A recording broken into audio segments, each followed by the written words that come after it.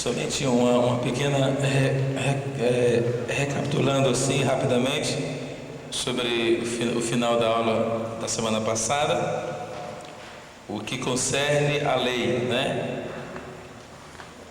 E aprendemos como ficar livre da lei, como ficar livre da lei, já que a lei é santa, já que a lei é boa, e a gente aprendeu, né? Já que a lei não pode morrer, então a gente morre para a lei. E uma vez morto para a lei, nos livramos da lei para ter comunhão com a graça, né? Que nós sabemos que a lei não resolve o pecado, não resolve a causa do pecado. A lei simplesmente nos mostra o pecado. E Paulo também, repito, volta a dizer que a lei em si mesma é boa. Ele chama a lei de santa, né? Então a lei é boa, não termina, não acaba. Só que a lei não pode tornar os homens bons. Ela não torna os homens bons. Não, a lei não tem esse poder. E aqui no capítulo 8 nós vemos então a solução, né? A lei não, já que a lei não torna os homens bons, então alguma coisa tem que tornar os homens bons. Uma vez que esse homem que era condenado aceitou o processo de justificação. Então esse homem que anteriormente era um homem que estava condenado, aceitou, né, se processar, mudar a sua vida.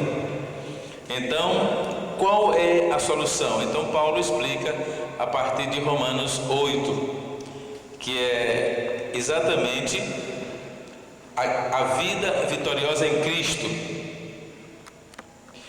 ou a vitória pelo Espírito. Então a graça, ela veio por Jesus Cristo, a Bíblia diz. Mas quem comanda essa era da graça é o Espírito Santo, né? Então a vitória que vem pelo Espírito está em Romanos 8, capítulo 8, verso 5 ao verso 25, fala sobre a vitória pelo Espírito. Então se divide aí dentro dos versos. Pelo menos vamos dar uma olhada aí na página 25, C2, que diz o seguinte: a antítese é aqui tão forte e absoluta quanto a pode tornar a linguagem humana. Não se trata de coisa que criou da carne para tornar-se espírito. Não. A natureza e os interesses de ambos são inteiramente opostos. E igualmente os seus efeitos. Como pode alguém da morte crescer para a vida e a paz? Ele fala no verso 6. A carne e a morte estão num constante estado de inimizade e rebelião contra Deus, e de constante inabilidade para agradar. Aí você lê o verso 8, que diz assim: portanto, os que estão na carne não podem agradar a Deus. Eu trouxe aqui uma versão de J.B. Phillips, quem tem a nossa altura, uma das melhores versões da Bíblia. Ele diz aqui no verso 8, ele diz o seguinte, Paulo diz assim, né, o original: portanto, os que estão na carne não podem agradar a Deus. Não adianta. Uma pessoa que tem atitudes carnais, ela não agrada a Deus. Ela pode ser crente, irmãos, pode ser crente, é crente na igreja, tudo, faz tudo que todo mundo faz, mas Deus não está se agradando da pessoa. Pronto. Porque o importante é saber o que é que Deus diz de mim, não é? Pode até os irmãos falar bem de mim, plantar é uma bênção porque é crente, plantar uma bênção, mas o que é que Deus está dizendo de mim? Quais as minhas atitudes? Então a gente, eu creio que já chegou no período de saber que tipo de vida estamos vivendo, né? Se é uma vida na carne ou se é uma vida no Espírito. Porque não adianta, irmão, uma vida no Espírito não é uma vida da maioria, não é. Não é a vida da maioria. Então, nessa versão aqui, verso 8, Paulo diz assim, nessa versão, né, JB Filhos: impossível agradarem a Deus os homens que seguem esta atitude, né? Atitude a partir do verso 6.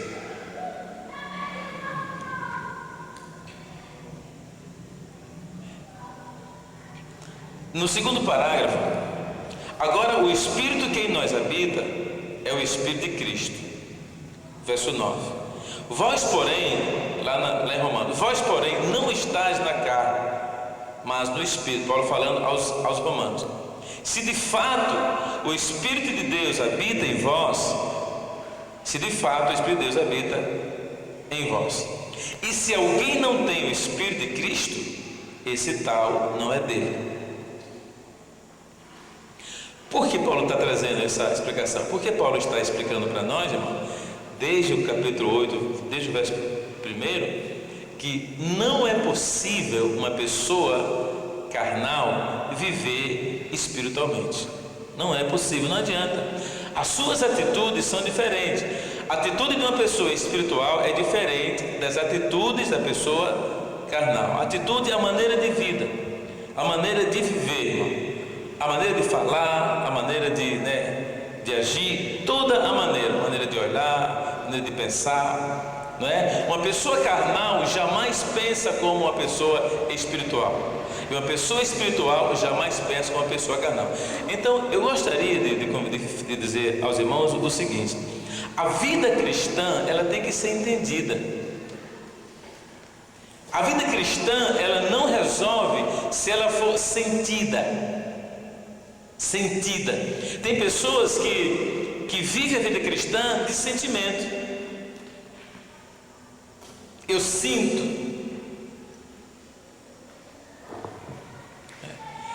Irmão, uma pessoa que vive dizendo eu sinto, quase 100% ele é uma pessoa carnal.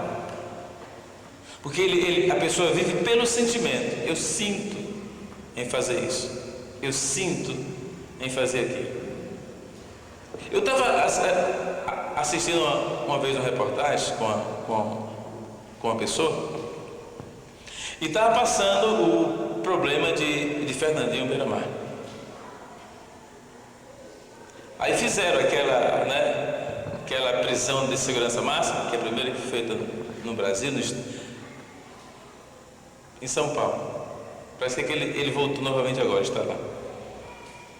E é uma prisão que a pessoa fica lá sozinho na cela. E ali não tem como a pessoa fugir dali. A pessoa diz assim: rapaz, é muito horrível num lugar desse, né? Pobre desse homem. Olha o sentimento, irmão. O cara é um dos mais procurados no mundo. Assassino, ladrão, terrível. Quantas vidas têm sido prejudicadas por esse homem por causa do narcotráfico? Aí o sentimento do ser humano é assim: pobrezinho. Não é assim, irmão? Um exemplo: a pessoa às vezes é uma pessoa que vive uma vida às vezes terrível. Vamos pôr na igreja, tem um exemplo de vida deplorável. Um exemplo.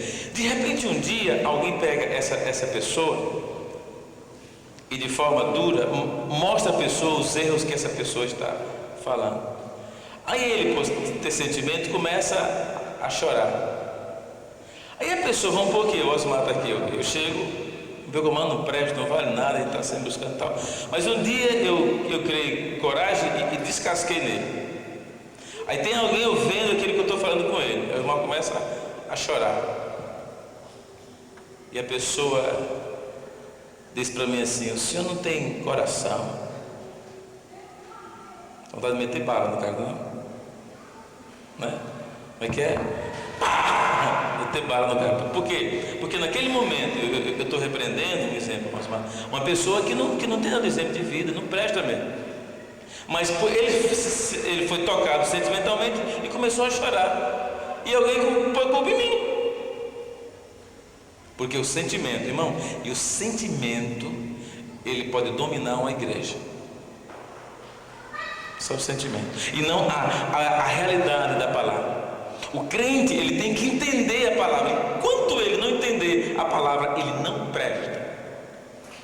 Ele pode prestar para a gente, mas para Deus ele não presta. Enquanto ele não viver a palavra, enquanto ele não souber, ele não entender a palavra, ele não tem como agradar a Deus. Senhorzinho. E logicamente é evidente. Ela dá vazão à alma. Porque quando a alma tem a palavra, então a alma deixa que o Espírito resolva. E quando a alma não conhece a palavra, então ela mesma quer resolver. Então ela não tem condição de fazer isso. Imagine, irmão, se você vai se atender com o médico. Entender, né? Aí o médico chega lá e diz: doutor, tá, você tem? Mandou aqui ali para tá ele, rapaz, tem que fazer exame. O que ele faz? Você falou para ele o que você tinha e ele está imaginando que você possa ter algum probleminha no sangue. Aí manda fazer, além daquele exame, outros exames sanguíneos. Não é assim que acontece? Aí faz. Quando você traz para ele, ele analisa. Realmente você prescreve a receita. Você vai tomar o remédio que vai combater aquele problema. Por que ele agiu dessa maneira? Porque ele entende. Não é verdade? Ele entende. Agora, a vida espiritual, ela é mais ou menos semelhante. Em primeiro lugar, eu tenho que saber como eu estou vivendo espiritualmente. Em primeiro lugar, eu tenho que ver como é que eu estou vivendo espiritualmente. Se aquela minha forma de vida está agradando a Deus ou não. Eu que tenho que saber, não é ninguém. Chega assim, pô, irmãos: ah, pastor, o senhor sabia que Deus está se agradando do Senhor? Quer dizer, isso eu tenho que saber. Não outra pessoa, mas eu que tenho que saber se as minhas atitudes estão agradando a Deus ou não. Por quê? Como é que você vai dar conselho a uma pessoa que você está discipulando se você não entende? Como é que uma pessoa vem aqui como hoje, quase todo dia, eu estou conversando com pessoas que vêm se aconselhar comigo. Como é que eu vou dar um conselho sábio a uma pessoa se eu não entendo a Bíblia, irmão? Se eu não entendo a palavra, eu não posso dar conselho para ninguém olhando para a minha experiência. Olha, você tem 15 aninhos, sabe? Eu tenho quase 50. Então, e daí? O cara pode dizer, o de 15. E daí? Ele pode dizer, o senhor só tem 35 mais do que eu. Ele pode dizer, pode. E daí? O que é que o senhor não sabe para que eu ensine? Hoje em dia? O que é que o senhor não sabe para que eu ensine? Eu só tenho 15 anos, o senhor tem 35 mais que eu. Não, irmão. Você não pode ir em direção a ninguém sem a palavra. Amém? Você não pode ir sem a palavra em direção a ninguém sem a palavra. Quem vai fazer a pessoa parar, frear, mudar é a palavra e não as suas experiências. Sua experiência pode ser até bonita, pode até enfeitar uma mensagem, enfeitar um estudo, mas ela não resolve nada. Qual exemplo nós temos vários, mas um prático é a vestimenta de Saul em Davi. Não é verdade? A vestimenta de Saul simboliza as experiências de Saul que não serviram para Davi. Davi não sabia manejar a espada até ali. Davi não sabia manejar o escudo. Davi não sabia manejar o capacete. Davi não sabia manejar a couraça. Davi não sabia.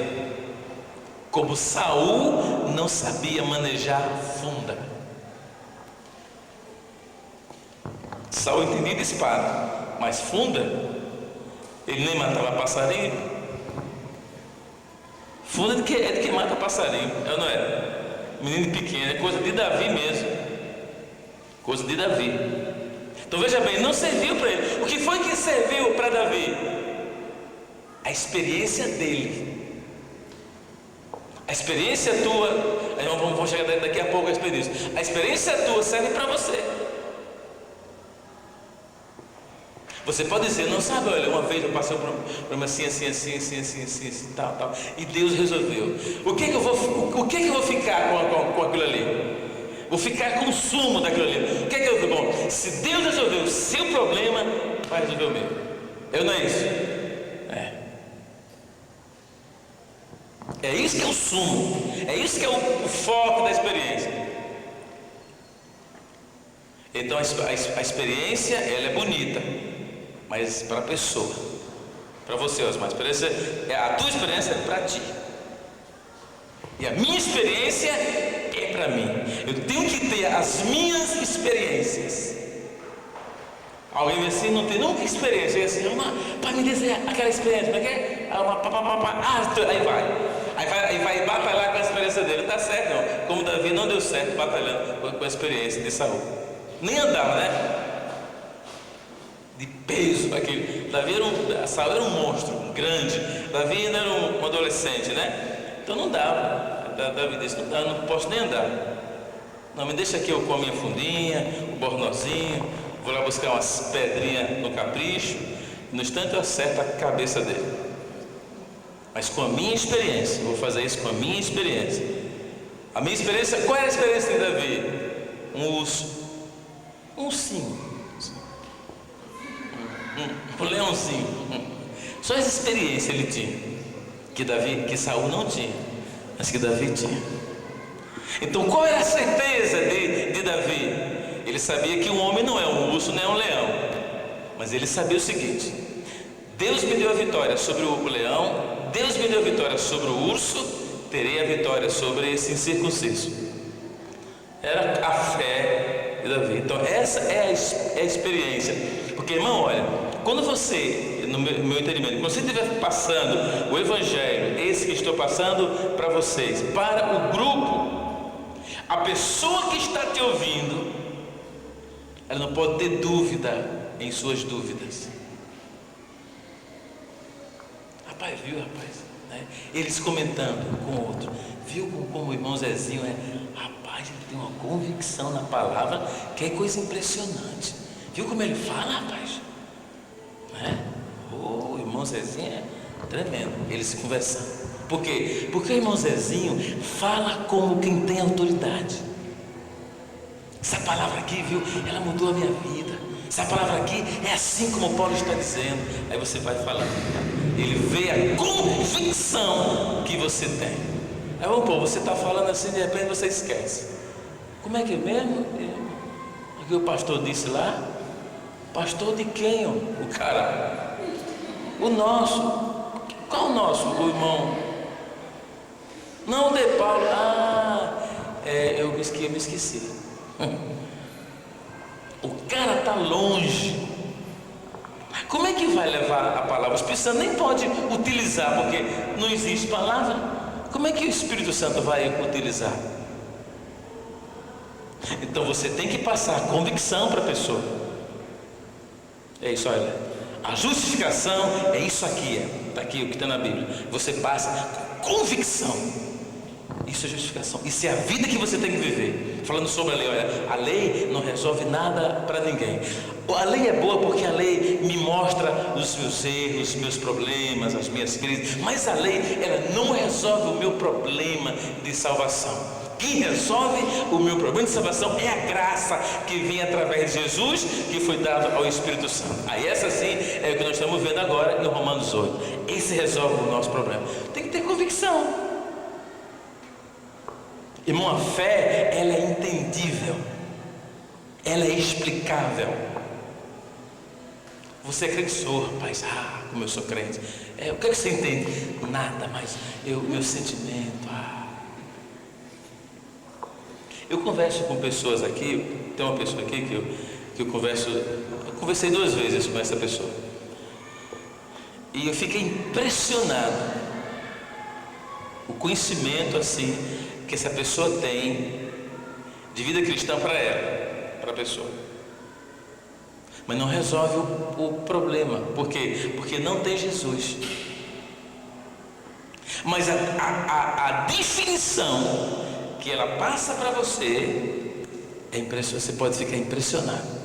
Rapaz, você pode até usar para fazer uma mensagem de definição bonita, mas não tem Jesus no coração. Se Jesus, irmão, é a vida e a força, então não é bonito, mas não serve, né? É bonito, é lindo, glorioso, mas não serve, porque não muda. O Espírito não tem como pegar no cabo da espada, porque não tem. Então, amado, salvação é entendimento. Eu tenho que entender a salvação, né? Para explicar. Para que quando alguém falar diferente, eu dizer, não, você está falando, não, aí não é salvação, não, isso aí não. Isso aí não é salvação.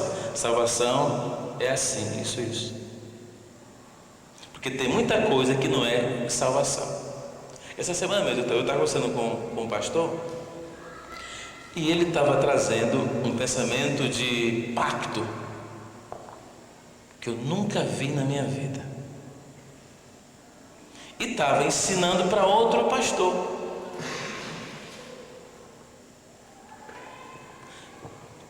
E um pastor, né, daqueles grandes, eu deixei eles lá conversando. Não me pediram opinião, então não dei. Mas ideias completamente diferentes que a Bíblia nos mostra.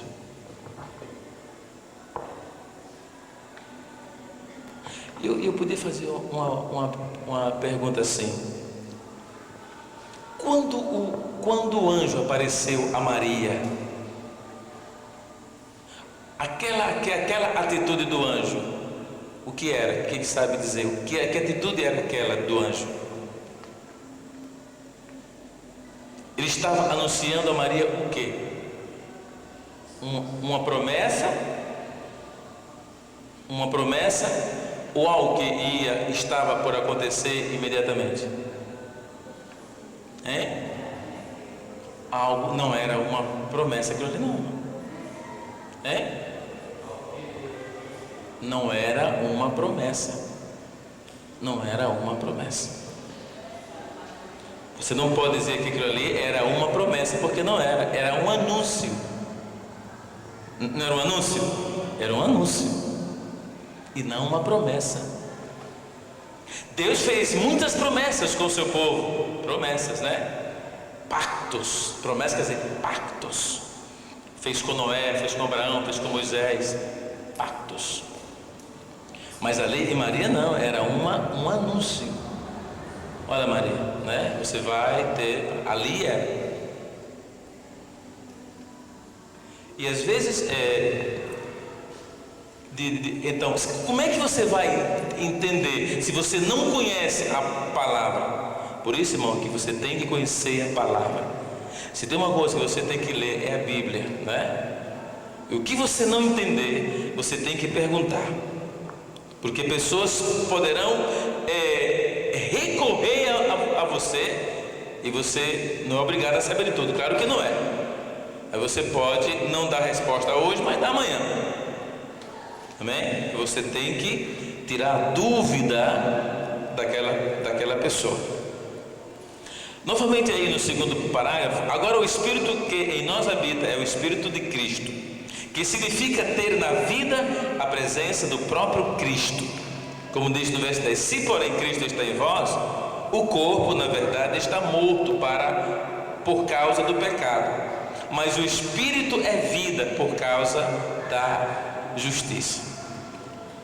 E Cristo obtém a vitória sobre os nossos inimigos espirituais, havendo ganho a nossa batalha por nós, agora Ele ganha também em nós. Duas maneiras diferentes. Leia aí, 10 e 11 juntos. Diz assim: se porém Cristo está em vós, o corpo na verdade está morto por causa do pecado, mas o Espírito é vida por causa da justiça. 11. Se habita em vós o Espírito daquele que ressuscitou a Jesus dentre os mortos, este mesmo que ressuscitou a Cristo Jesus dentre os mortos, vivificará também o vosso corpo mortal por meio do seu Espírito que em vós habita. Aqui tem duas ações. Tem a primeira ação, que era o pecado que nos condenava, né? Que estava em nós, nosso espírito que nos condenava. Cristo resolveu. Agora Ele está em nós, mantendo o espírito vivo e a carne morta. Amém, irmão? Mantendo o espírito vivo e a carne morta. Quer dizer, a carne ela não pode mais exercer influência. E eu vejo, irmão, que um dos maiores problemas que nós enfrentamos é esse problema de manter morto para o pecado, de manter morto para a carne. Coisa mais difícil, irmão, coisa mais difícil que existe, porque de repente a carne pode querer reviver, né? De repente, por uma atitude. Por isso que se a alma não está completamente embebedada da palavra, se a alma não está completamente tomada da palavra, eu posso ter atitudes carnais. Posso estar no maior penteca, irmão, maior pentecoste. Acabou o culto, eu dou um soco no outro lá fora. Entendeu? Pentecoste aqui tremendo, eu falar em língua, me alegrando em Deus, pá. Aí chega lá fora, o cara pisar no meu calinho, aquele pum, um soco na testa. Posso ou não posso fazer isso? Posso. Agora, por que eu faço isso? Porque eu dei lugar, não foi? E é bem ligeirinho, para desconectar e conectar a carne é ligeiro. Sim ou não? Por isso, quando a Bíblia diz morto para a carne, então as atitudes carnais elas não têm mais poder sobre a minha vida, e sim as atitudes espirituais. Então eu tenho que saber definir, eu tenho que saber resolver. Isso é a justiça. Nós estamos o quê? Passamos daqui muito, já estamos aqui dentro. Então, se eu estou na santificação, me santificando, então eu sei muito bem o que é o ato de justiça. Porque eu já passei, eu já passei? Já passei, já estou aqui, eu não estou no lugar santo, né? Ou não? Estou aqui, ó, querendo entrar no lugar santíssimo. Então, tudo que é de justiça, eu já entendo. Porque eu já dei um passo para o lugar santíssimo. Eu tenho um entendimento sobre as doutrinas da Bíblia. Sobre as doutrinas, falando sobre os ensinamentos de Paulo, as cartas, eu já tenho um entendimento sobre isso. Então eu entendo tudo o que é justiça. Então eu sei muito bem. Eu posso até pela amizade que eu tenha com determinada pessoa, me sentir dolorido porque a pessoa está passando por um momento sentimentalmente, né? Eu posso me sentir, mas só isso. Só isso. Quando o filho faz uma coisa errada, o pai tem que disciplinar ele, no meu entender, não quando está na carne, mas na maioria das vezes nós só disciplinamos o filho quando estamos na carne. Quando ele faz atitude, então agride a nossa moral. Quando agride a nossa moral, a gente fica na carne.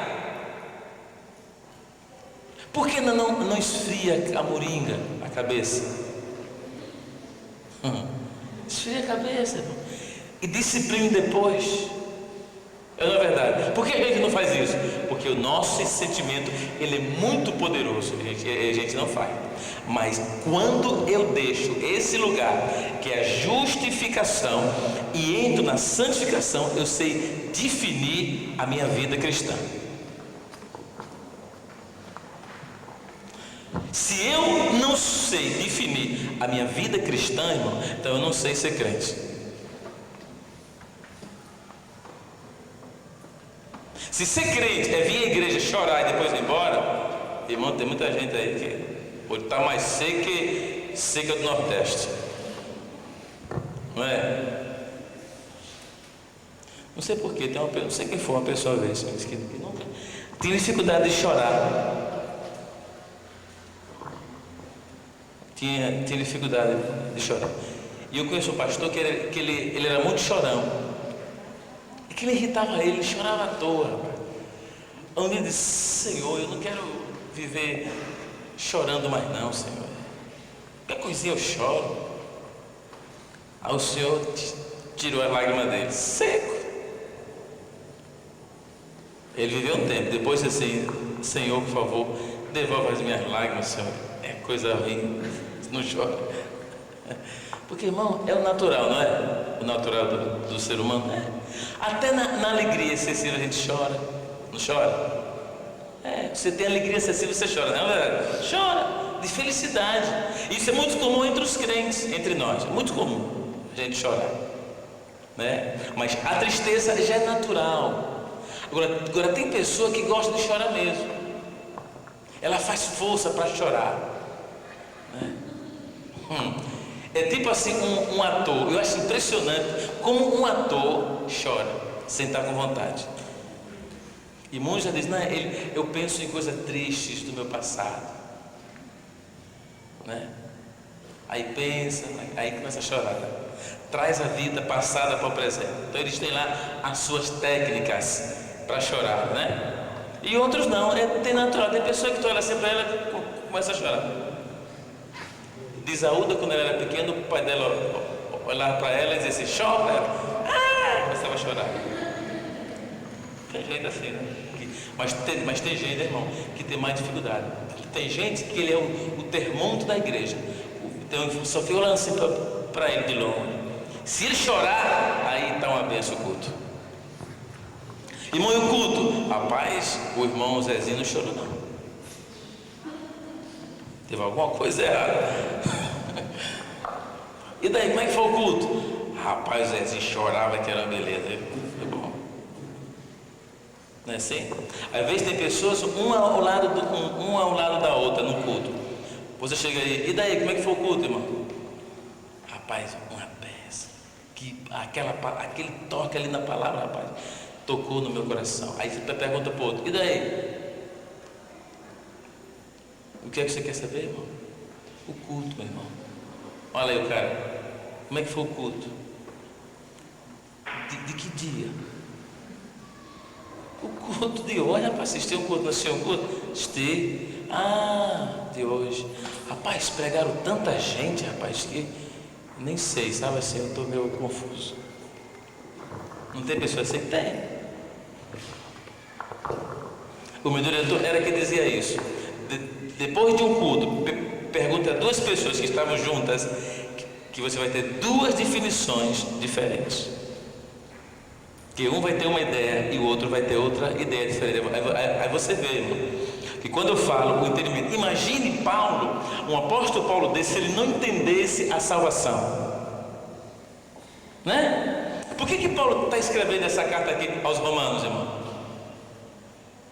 Olha, essa carta que Paulo está escrevendo, ela foi tão fascinante que quando o cano estava sendo feito, formado, Deus disse: essa é boa, essa aqui é boa. Romanos, é exatamente o que é. Não foi assim que Deus disse? É exatamente, porque quem mediu foi Deus, irmão. Cano quer dizer cana de medir. Então quem mediu a inspiração foi Deus, e não Paulo. Paulo nem sabia que a carta aos Romanos ia fazer parte da Bíblia,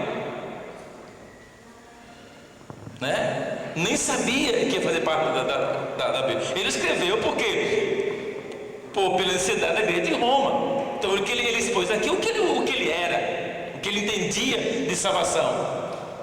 E está aqui, né? Por isso, quando a pessoa torce a palavra, guina para outra direção, começa a se rebelar-se contra a palavra. E Deus diz assim: essas pessoas que agem desta maneira, não saudeis e não recebais em casa. Não saudeis e nem recebais em casa. A gente abraça, né? Nem sauda, a gente abraça logo uma vez, quer dizer, destrói tudo aquilo que Deus disse. Por quê? Pelo sentimento, irmão. Vamos pôr, eu sou muito amigo do Osmar. De repente o Osmar é um exemplo só, o Osmar se transforma, um exemplo, num rebelde, uma pessoa que adultera a palavra, né? Porque tem muitas classes de rebelde que adultera a palavra. A Bíblia diz que o meu relacionamento com Osmar terminou.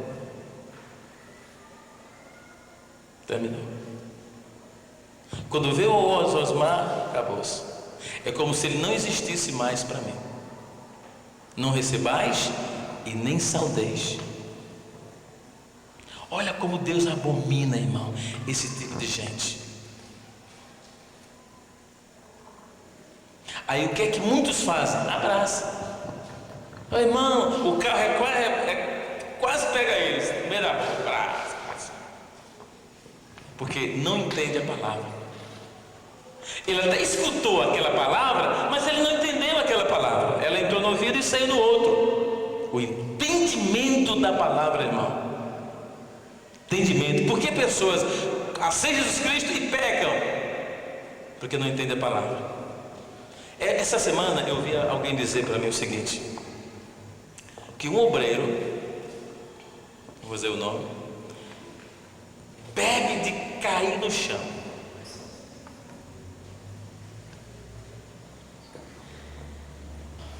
Rapaz, rapaz, estou dizendo a você. Eu encontrei ele na sala bêbado. Eu pensava que deu um troço, estava bêbado, caiu no chão, bêbado.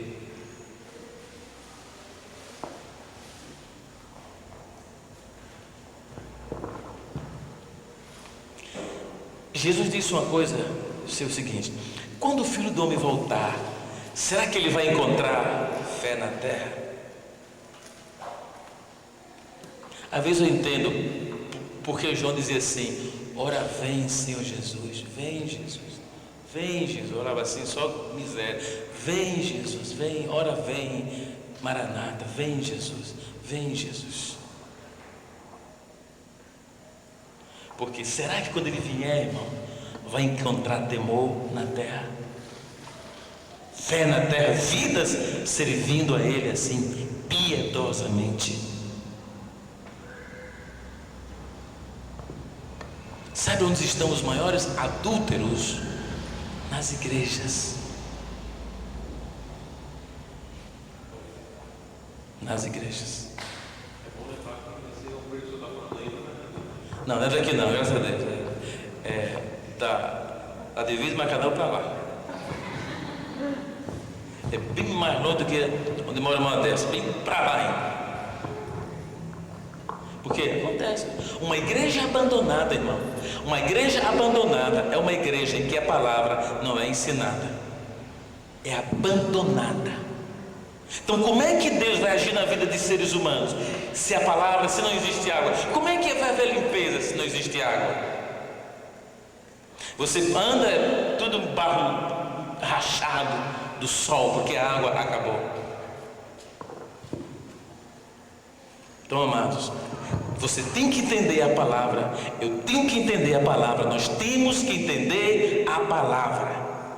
Entender a palavra, como a gente entende da vida, saber explicar a palavra, saber discernir a palavra, saber a revelação da palavra. Nós precisamos disso em nós. Eu sou crente não porque eu sinto, eu sou crente porque eu entendo. Não, pastor, isso aí não é mente não, pastor, isso aí não é intelecto não. Irmão, eu só posso entender através do intelecto. Se você cortar a minha cabeça, vai ser até feio, né? Andar isso sem cabeça. Imagina. Então o intelecto é aquilo, mas o intelecto consagrado por Deus, falando de, né, faz parte da alma, uma alma transformada por Deus e uma consciência ministrada. Consciência faz parte do espírito. Quem recebe a palavra é a consciência, mas a mente é quem entende. E porque muitas pessoas não entendem de imediato? Por que não entende de imediato? Porque muitas das vezes, irmãos, o Espírito não passa a palavra para a alma. E a pessoa é um crente, mas a alma não é. E como é que pode, irmão, ser um crente e a alma não é? Pode, porque a fé nasce no Espírito. Você que tem que levar ela para a alma, levar a palavra para a alma, para o intelecto, para a vontade e para os sentimentos. Se você tem que levar, se você não leva, não adianta. Não existe entendimento perfeito da palavra. Para que haja o entendimento perfeito da palavra, a alma, pode ver na Bíblia, nos Salmos, primeiramente, os salmistas sempre falar com a alma, né? Aquela alma espera em Deus, tal, né? Aí você vai ver, quando a alma faz parte da adoração, faz parte da administração, faz parte do serviço, aí é uma alma transformada. Uma alma transformada, porque não tem guerra, né? Não tem guerra. Uma alma transformada, como disse Paulo aos Romanos, ela mantém a carne escrava, porque a alma está escondida na carne. Por isso que Paulo diz: o Espírito combate contra a carne. Não pode combater contra a carne, porque a carne está no outro nível. A carne é física, o Espírito é espiritual. Então é a alma, Paulo está se referindo à alma. A alma, porque a alma está escondida na carne. E quem exerce os desejos da alma é a carne. O sentimento, irmão, não é a carne que sente, né? Não. A carne, ela age conforme a alma.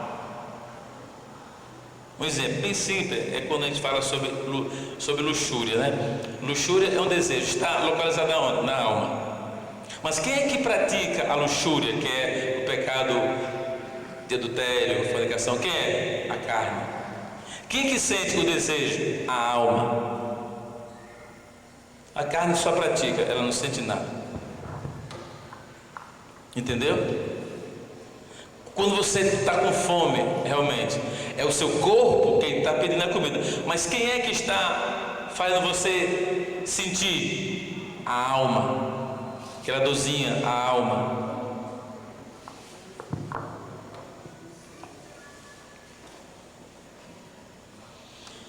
Então, vamos seguir. Página 26, né? Terceiro parágrafo, diz assim: aqui está a base de rocha firme sobre a qual somos edificados. Aqui se nos apresenta o poder da santificação, que faz operar o princípio da santificação que vemos no capítulo 6. Na sua morte e ressurreição, com ele morremos e somos ressuscitados com ele para uma nova vida, né? A gente viu isso aí mais atrás. Verso 12 e 13 diz assim: porque a nossa obrigação para com a carne, para viver segundo a carne, cessa? Leia aí, irmão, verso 12. Capítulo 8, verso 12 diz assim: assim, pois, irmãos, somos devedores, não à carne, como se constrangidos a viver segundo a carne. Verso 13: porque se viverdes segundo a carne, caminhais para a morte. Mas se pelo Espírito mortificardes os efeitos do corpo, certamente vivereis. Impressionante, né? Quando você vive espiritualmente, você mortifica a carne. Um exemplo, irmão: quando você quer fazer uma coisa carnalmente e você não faz, você faz espiritualmente, você está mortificando a carne. Entendeu? Um exemplo: você quer xingar alguém, né? Vai abrir a boca para xingar alguém, né? E você não faz. Aí você começa a ter atitudes amáveis que você não queria ter. Você está pisando a carne. Entendeu? Usando a carne. É a forma de você matar a carne. Aí o diabo fala através da carne: você está se humilhando. Não é assim? Você está se humilhando, viu? Isso é uma vergonha. A carne mesmo fala, porque o pecado está nela. E você pisando o gogó dela, e ela falando: isso é uma vergonha. Você está se humilhando. E você que está matando ela. E ela está querendo te enganar, o sentimento. Mas quando o sentimento está consagrado a Deus, você sabe o que fazer, né? Você escuta, mas nem ouve. Por exemplo, já vai lá, porque você sabe que a maneira de mortificar a carne é fazendo as coisas no Espírito. Amém, irmão? Então não é humilhação. O diabo vai mostrar através da carne que é, mas não é. Como você mortificar. Vamos ver o que é que J.B. Phillips diz aqui. Como é que ele diz aqui na sua carta, né? Descrevendo esse verso 13. Ele diz assim: era certamente a uma morte espiritual que nos conduzia tal modo de vida. Mas se outro lado cortardes o nervo das ações instintivas na obediência ao Espírito, encontrai-vos com certeza no caminho da vida bem vivida. Amém? Entendeu, né? Bem explicadinho, tá? Eu vou ler de novo, ó. Deixa eu colocar aqui para as letras ficarem maiores.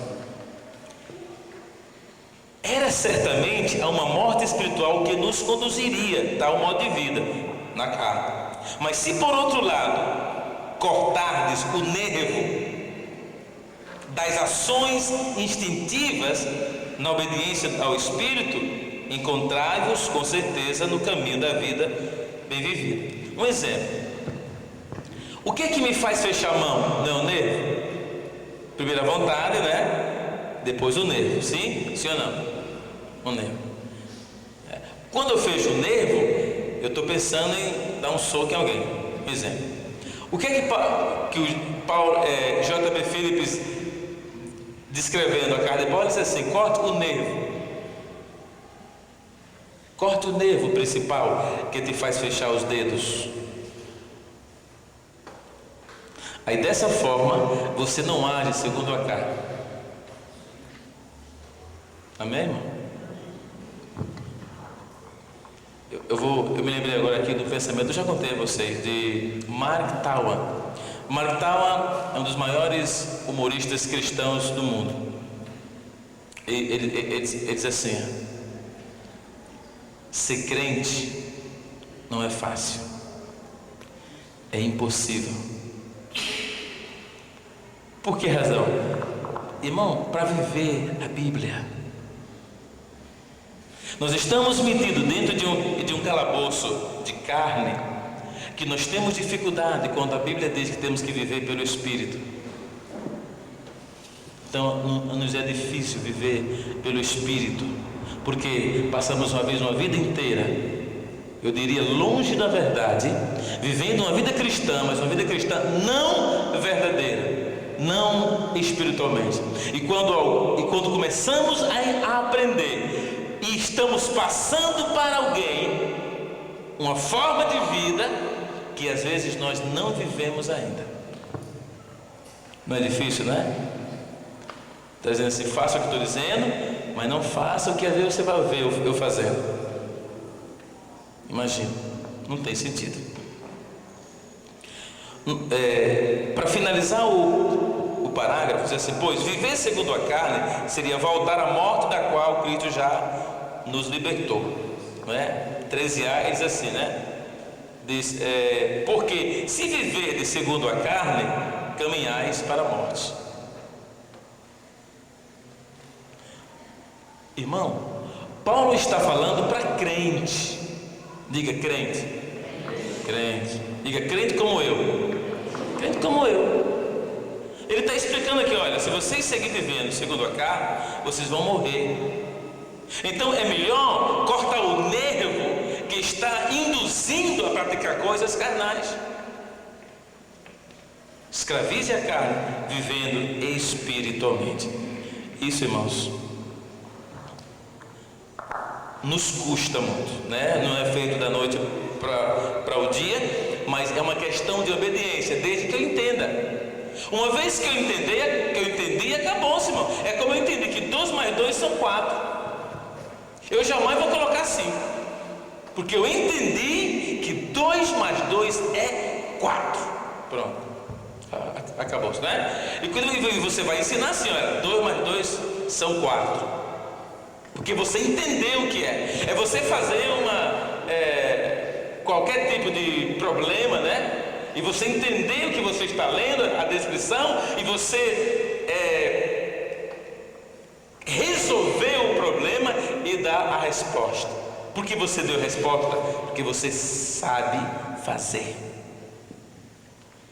A vida cristã é entendimento. Eu sei que eu não posso ser maledicente, então eu não sou. Por que eu não sou? Porque não quero? Não. Até que me coça a língua, mas é porque a palavra diz que não. Que eu não devo ser. Mas veio da vontade de meter o pau nas pessoas que não prestam. A Bíblia diz que eu não devo fazer isso. Então, eu estou obedecendo a quem? A minha carne ou ao Espírito? Ao Espírito. Eu não vou fazer porque. Então eu entendo, eu não vou fazer porque a Bíblia me diz que eu não devo fazer. Porque a maledicência é um veneno diabólico que pouco a pouco ela vai me matando. Então você faz por não é entendimento? Entendimento. Hoje começando com Micael falando entrei sobre o dízimo, e tem tantas pessoas que não sabem o que é o dízimo, por isso que não dão. Por quê? Não, ela entendeu que ela tem que, crente, foi batizada, então ela tem que tomar ceia e dar o dízimo. Aí ela está assim. Não sabe por que dá. Por que você dá o dízimo? Porque o meu vizinho dá. E por que o seu vizinho dá? Porque o outro vizinho dele dá também. Quer dizer, ele não sabe dizer a você por que razão ele é fiel. Aí você tem que entender, né? Eu dou o dízimo porque nada é meu, tudo é do Senhor Jesus, diz a Bíblia. Até o meu trabalho é dele, o meu dinheiro é dele, o meu emprego é dele, o meu dinheiro é dele. Então quando eu recebo meu dinheiro que não é meu, que é dele, para eu usar o dinheiro que é dele, eu tenho que pedir permissão para isso e receber o poder de usar.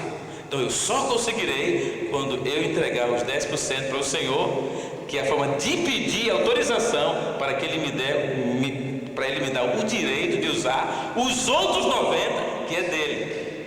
Aí eu dou. Aí você entende, porque a Bíblia diz que quem não dá o dízimo é ladrão. Não é ladrão dos 10%, irmão. É ladrão de tudo. Roubou tudo. Entendeu? Então, é isso que eu tenho que entender. A pessoa que não entende isso nunca dá o dízimo satisfatoriamente. Um dia, de repente não dá. Não vou dar não, não vou dar. Eu vou beber de cachaça o dízimo. Então você encher a cara. Aí, porque ele faz o que ele quer. O que ele quer fazer, entendeu? Aí de repente ele tem um sentimento. Ah, deve ser o dízimo. Ah, meu Deus, perdoa, Senhor. Aí ele é mais católico que crente. Faz até o sinal da cruz, né? Entende? Mas a pessoa que entende, acabou-se, irmão. Acabou-se. Ele entendeu o que é, pronto. Ele explica assim, bem ligeirinho o que é. Então aquilo é que domina ele, o entendimento domina ele. A falta de sabedoria te escraviza, mas o entendimento te domina. Então você sabe. Amém, irmão? Aí você tem consciência do que você está fazendo. Agora eu pergunto, será que todo mundo sabe disso? Irmão, 70% dos crentes, eu acho que aqui nessa igreja, eu não vou falar dessa igreja não, porque o que nós temos aprendido sobre isso é impressionante. Mas nas igrejas por aí, 70% 70 não, para a gente não errar, 50% roubam do Senhor. Porque nas igrejas, quando eu sou convidado para falar sobre isso, elas sobem 30%. Eu tive na igreja que o Micael era membro, né? Preguei lá uma noite só. E o pai dele, que é o Luiz, que era o presidente da igreja, me disse que o dízimo e a oferta subiram 30%. Foi, Micael? Então tinha pelo menos 30% ladrão que estava roubando de Deus. Aí entendeu, aí não roubou mais.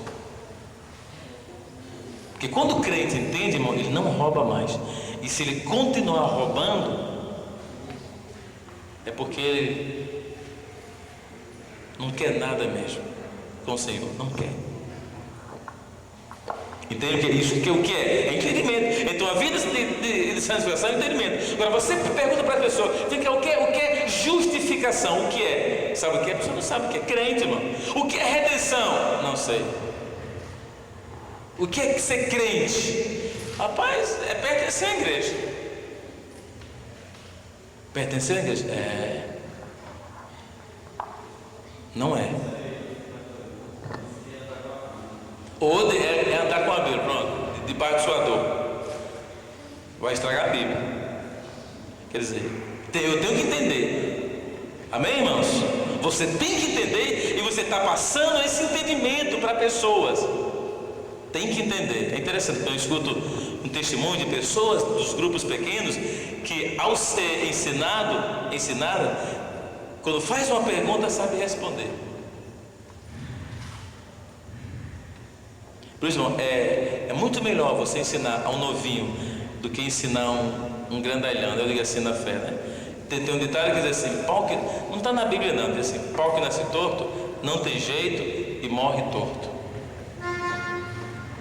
Meia verdade isso aí, não é? Porque é mais difícil você pegar uma pessoa velha, cheia de conhecimento cristão, e depois você querer transformar essa pessoa, né? Uma pessoa com a mente nova, é difícil. Por isso que Cristo disse que odres velhos, quando recebem um vinho novo, se rompe, estoura, porque não consegue, né? Recebeu tanto que aquele vinho, então já se acostumou, já se moldou, né? Se moldou. Se você puder ver assim, mas surrões de vinho, feitos de couro, está tudo moldado. É tipo uma pessoa buchudinha. Está todo moldado, né? Aquilo ali. Aí, então você pode tirar aquilo ali e jogar vinho velho, que ele não vai se arrebentar. Mas você colocar nele vinho novo, que vai fermentar, trabalhar na vida daquele surrão, vai estourar, irmão. Porque não vai suportar a força da fermentação do vinho novo. Isso é a palavra. A palavra de Deus, a revelação, irmão, ela é explosiva. É tipo o figuinho, nós estávamos dando o obreiro aprovado e o obreiro explosivo. Perguntou a ele, rapaz, o que você está estudando? Ele disse, o obreiro explosivo. Obreiro aprovado e explosivo. Obreiro explosivo. Ah não, rapaz, aí não soube dizer. Não é obreiro explosivo. Evangelismo explosivo e seja um obreiro aprovado. Querido, página 27.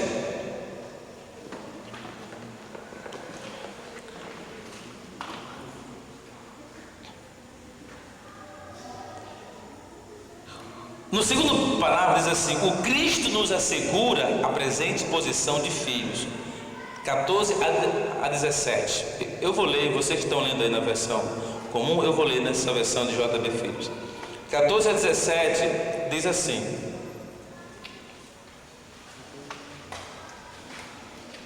acima de tudo,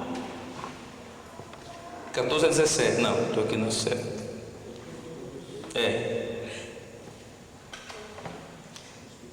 Quem se deixa orientar pelo Espírito de Deus, sem dúvida, é filho de Deus. Nem se pode voltar à antiga atitude servil de temor, pois fostes adotados na família de Deus, a ponto de poder exclamar de coração bem alto: Pai, meu Pai. É o próprio Espírito que garante a nossa convicção interior de que somos realmente filhos de Deus. Pensai bem no que isso significa. Sendo filhos